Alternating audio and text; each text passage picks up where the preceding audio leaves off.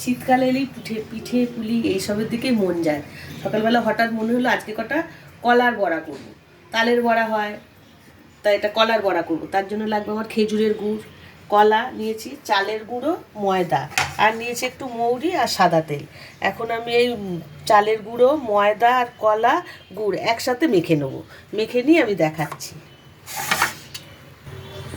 চালের গুঁড়ো নিয়েছি প্রয়োজন মতন, ময়দা নিয়েছি, গুড়টাও গুলে নিয়েছি অর্ধেকটা অন্য থেকে। এখন আমি দেবো কলাগুলো। আমি 2-3টে কলা দিয়ে দেবো এর মধ্যে, দিয়ে আমি একসাথে এটা চটকে মেখে নেব।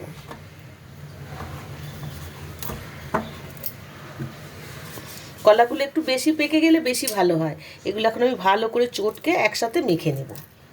চালের গুঁড়ো, ময়দা, গুড় আর কলা আমি একসাথে মেখে নেব। এর মধ্যে দেবো আমি সামান্য একটু মৌরি দেবো। এই যে মৌরি রেখেছি, মৌরি দিলে না তালের বড়া বা কলার বড়া খেতে বেশ একটা অন্যরকম স্বাদ আর মুখে পড়ে। আমি মৌরিগুলো এর মধ্যে দিয়ে দিলাম, দিয়ে এগুলো ভালো করে আমি একটু চটকে নেব। চটকানো হয়ে গেছে, একদম মাখাটা ঠিক হয়েছে মনে হচ্ছে। আমি একটু নুন দেবো, অনেকে দেয় আবার অনেকে দেয় না, আমি একটু সামান্য নুন দিলাম। নুন দিলে মনে হয় যেন স্বাদটা বেশি ভালো হয়। এখন মাখা হয়ে গেছে, আমি কড়াইটা তেল গরম করতে দেবো। হাতটা আমি ধুয়ে নিয়ে কড়াইতে তেল দিয়ে দেবো। কড়াইতে এখন আমি তেল দিয়ে দেবো। গ্যাসটা আমি জেলে দিয়েছি। একটু বেশি তেল দিতে হবে, ছাঁকার জিনিস একটু বেশি তেল না হলে হবে না। ডুবো তেল না হলে এই তালের বড়া, কলার বড়া এগুলো একদম ভালো হয় না। তেলটা গরম হয়ে গেলে আমি বড়াগুলো আস্তে আস্তে ছেড়ে দেবো। ব্যাটারটা একদম রেডি হয়ে গেছে, তেলটাও গরম হয়ে গেছে। আমি এখন এইগুলো কলার বড়া, তালের বড়ার মতন ছোট করে ছেড়ে দেবো।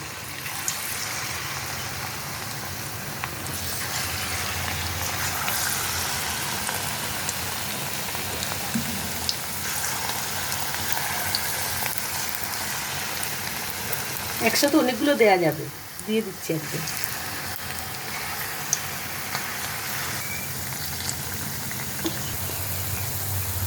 দেখুন বড়াগুলো কি সুন্দর ফুলেছে, একদম ফুলুরি তো ফুলুরি, কলার ফুলুরি হয়ে গেছে, খুব সুন্দর লাগছে। আর একটু লাল লাল হবে, আমি এবার তুলে নেব। রেডি হয়ে গেছে বড়াগুলো, আমি এখন আস্তে করে এগুলো ছেঁকে তুলে নেব। দেখুন কি সুন্দর ফুলেছে। চিনি দিয়েও করা যায় কলার বড়া, কিন্তু এই খেজুরের গুড় দিয়ে এই শীতের সিজনে দারুণ লাগে। আমি এবার সব বড়াগুলো এইভাবে ভেজে নেব, একদম গোল গোল করে।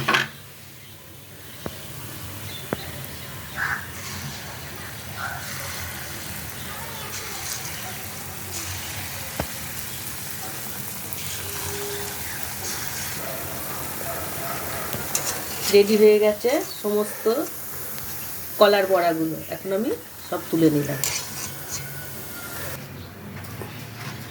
রেডি হয়ে গেছে কলার বড়া, খেজুরের গুড় দিয়ে কলার বড়া। এই শীতকালে খেজুরের গুড় দিয়ে এইভাবে করে দেখবেন, খেতে খুব ভালো হয়। শীতকালে এমনি পিঠে পুলি খেতে সবসময় ভালো লাগে।